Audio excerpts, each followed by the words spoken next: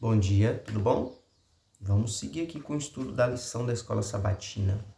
Hoje é quarta-feira, 13 de agosto, e o título de hoje é Jetro. Jetro era o sogro de Moisés, né? O pai de Zípora.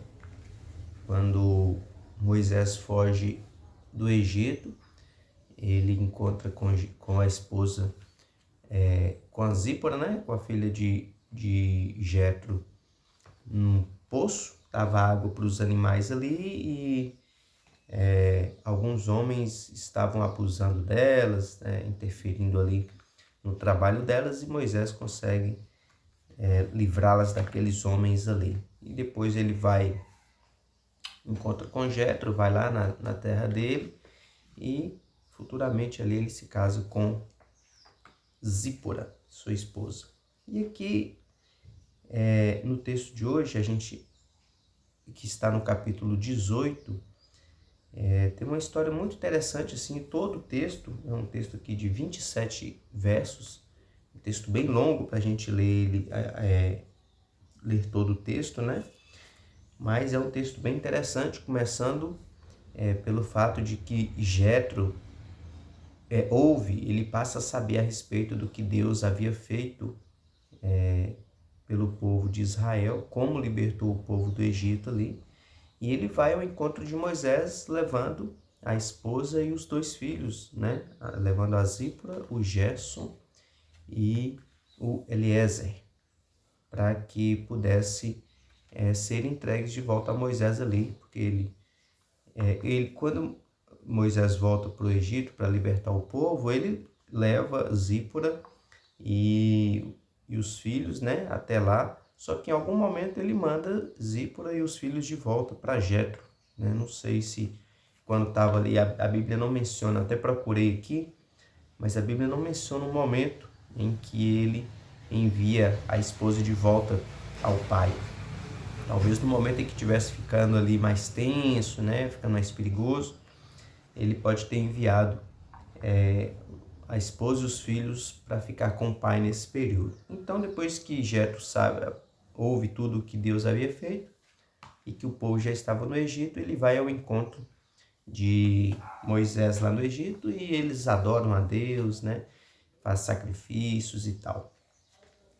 Acontece que no dia seguinte, Jetro reparou que Moisés, desde bem cedo até o pôr do sol, ficava lá sentado, esperando que toda aquela gente, como eu já havia falado aqui, cerca de 2 milhões de pessoas,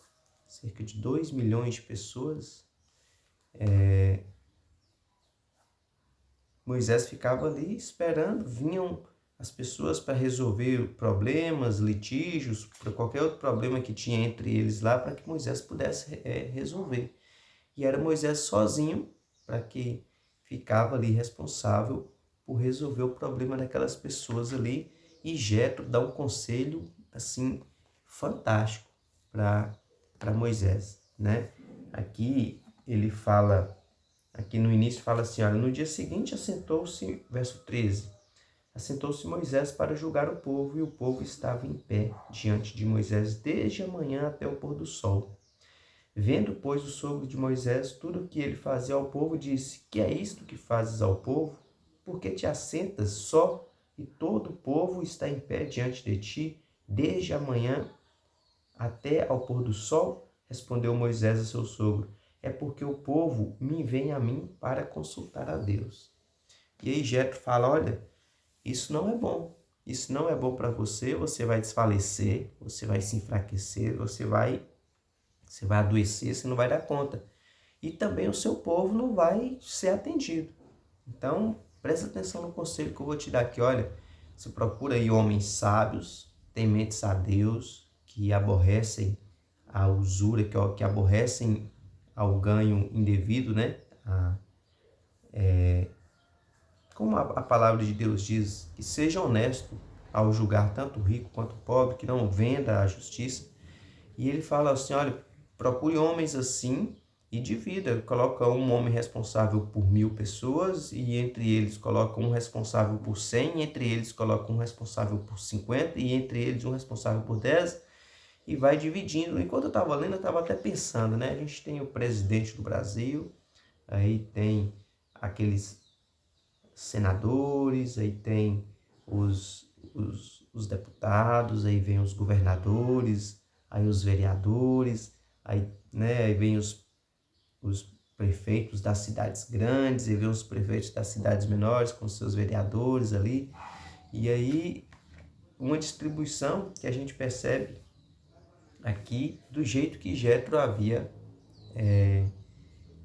aconselhado, né? E a gente vai chegando até nos bairros, né? Aí prefeito, vereador, aí cada bairro vai tendo ali, por exemplo, os PSFs para dividir as responsabilidades na questão da saúde, né?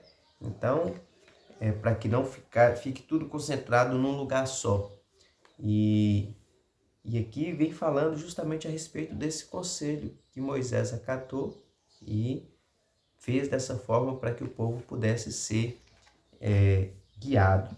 E tem uma outra parte interessante que Jetro fala aqui, deixa eu ver se eu acho aqui rapidamente, e no conselho dele diz assim: procura dentre o povo homens capazes, tementes a Deus, homens de verdade, que aborreçam a avareza, põe-nos sobre, que fala 100, 50, 10 tal, para que julguem o povo, toda causa grave trarão a ti, a Moisés, né?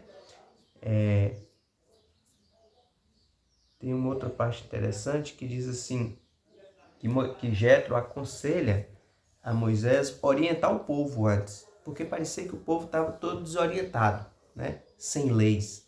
Parece que o povo estava assim meio que jogado. E vinha e trazia as questões ali para Moisés poder julgar entre eles. Então Jetro fala assim, olha, faça isso, isso, isso e oriente o povo. É como se fosse assim, faça leis, fala o que é certo e o que é errado, para eles já ficarem sabendo o que é certo e o que é errado. Para não virem nem te perguntar a respeito de algumas coisas, né? E aqui no comentário da lição, diz assim, vemos aqui um exemplo de como Israel deveria ser no início, né? Quando Jetro ouve a respeito do que Deus fez por Israel e vai encontrar com Moisés, diz assim, vemos aqui um exemplo de como Israel deveria ser uma testemunha para o mundo de quem é o verdadeiro Deus e do que ele pode fazer por seu povo. Então era para Israel ser um exemplo para o mundo todo, para pregar a respeito desse Deus a todo mundo. Né? E em relação ao conselho de Jetro, diz assim, ao mesmo tempo que Jetro aprendeu sobre Deus, ele próprio tinha algo a oferecer ao povo de Deus, conselhos sábios e benéficos. Moisés precisava organizar o sistema legal de Israel com base em princípios justos e imparciais. Ele também precisava de juízes dedicados e fiéis, pessoas íntegras. Jetro sabiamente enumerou as seguintes qualificações. A primeira, as pessoas que temessem a Deus. Aqui são os requisitos, né, para que fossem escolhidos ali para ajudar Moisés. O segundo, que fossem confiáveis. E o terceiro, que odiassem o ganho desonesto. Moisés acatou esse conselho do sogro, até porque seria muito benéfico para ele, né? Ele que estava sobrecarregado ali, ficando sentado de manhã até ao pôr do sol. Imagina aquele mundo de gente ao seu redor e vinha toda hora, de manhã até ao pôr do sol. Ó, movido e tal, resolve aqui esse problema entre nós. Tá? Então Jetro deu conselhos maravilhosos ali, fantásticos para Moisés, que acatou o conselho do seu sogro, né? Então que nós também possamos saber ouvir, que nós possamos confiar em Deus e colocar também o nosso trabalho nas mãos de Deus da melhor forma possível, tá bom? Vamos orar? Bondoso Deus e Pai, te agradecemos, Senhor Deus, mais uma vez pelo dom da vida, por teu cuidado por cada um de nós. Te agradecemos, Senhor Deus, porque o Senhor é o Deus maravilhoso que libertou o povo do Senhor ali do Egito. E o Senhor pode fazer isso e tudo e muito mais por cada um de nós também, para nos livrar desse mundo de pecado. Que o Senhor nos guie, que o Senhor nos aconselhe, assim como usou o Jetro para aconselhar Moisés também, e que nós possamos seguir as tuas orientações até o fim. Dá-nos a tua graça e um dia abençoado na tua presença. Oramos em nome de Jesus. Amém. Então é isso. Tenha um bom dia, fique com Deus e até o nosso próximo estudo.